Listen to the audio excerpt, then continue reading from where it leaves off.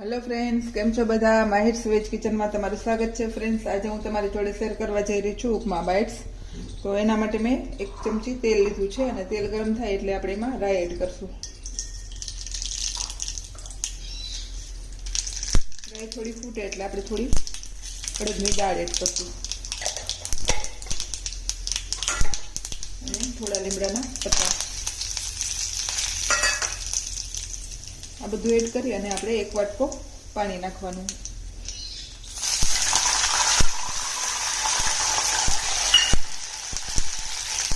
પાણી ઉકળે એટલે આપણે 1 કટકા જેટલું બીટ ખમણીને એડ કરી દેવાનું છે આમાં. અને આ બિલકુલ ઓપ્શનલ છે. હેલ્થ માટે બીટ સારું છે અને આ આપણી જે રેસીપી છે એનો કલર પણ સરસ આવશે એના માટે મેં યુઝ કર્યું છે. તમારે ન નાખવું હોય તો પણ ચાલશે. અને હવે આપણે આ પાણી ઉકળે છે એટલે 1 વાટકી જેટલો રવો એડ કરશું. જે વાટકીના માપથી આપણે પાણી લીધું એ વાટકીના માપથી આપણે રવો લેવાનો છે. સરસ હલાવી લેવાનું છે.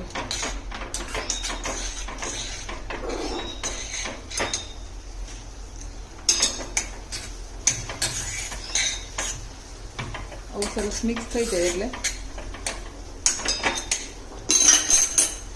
સ્વાદ મુજબ મીઠું એડ કરશું.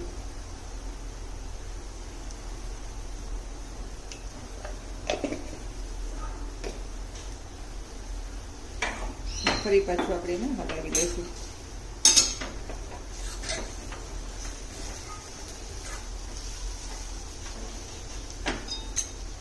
હવે આ રીતે થોડું મિક્સ થઈ જાય એટલે આપણે એમાં 3 ચમચી સેજવાન ચટણી એડ કરશું.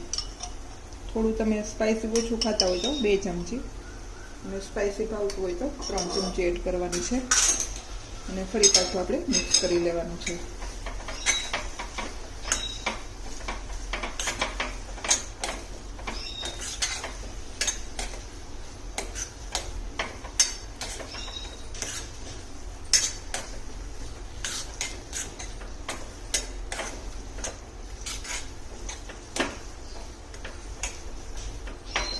અને હવે આપણે આને ઢાંકી અને 2 થી 3 મિનિટ, જો પાણીનો ભાગ થોડો વધારે લાગતો હોય તો વધીને 4-5 મિનિટ સુધી એને પકવશું.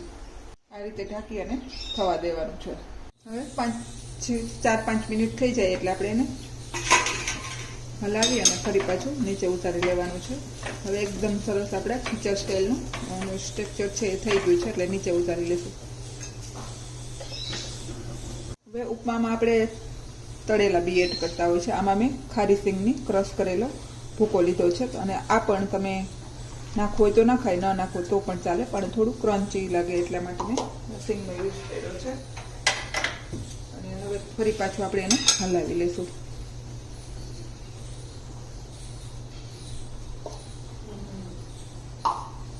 હવે આપણે આને થોડું ઠંડુ થવા દઈશું. ઠંડુ થઈ જાય પછી આપણે એના નાના નાના બોલ્સ વાળવાના છે.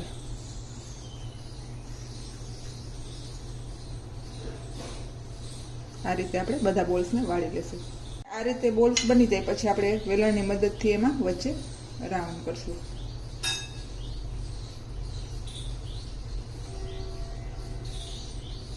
આ રીતે હળવા હાથે કરવાનું છે. ફાટી જાય તો ફરી પાછું આપણે રાઉન્ડ બનાવી લેવાનું છે. આ રીતે બધા વેલણથી આપણે રાઉન્ડ કરી લેવાના છે અને પછી આપણે એને સર્વ કરશું.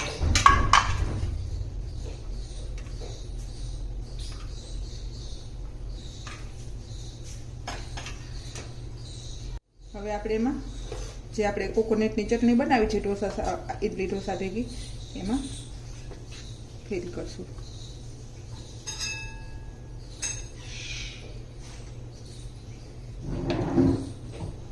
તો આ રીતે આપણે બધા બોલ્સનો ચટણીને ભરી દઈશું. દાણા ભાજીથી ડેકોરેશન કરશું. તો આ રીતે આપણે 1-1 પાનને મૂકી દઈશું. ફ્રેન્ડ્સ, તૈયાર છે મારી સેજવાન બાઇટ્સ. જો તમને મારી આ રેસીપી પસંદ આવે તો લાઈક કરજો, શેર કરજો અને સબસ્ક્રાઈબ કરવાનું ભૂલતા નહીં. Thank you. બાય.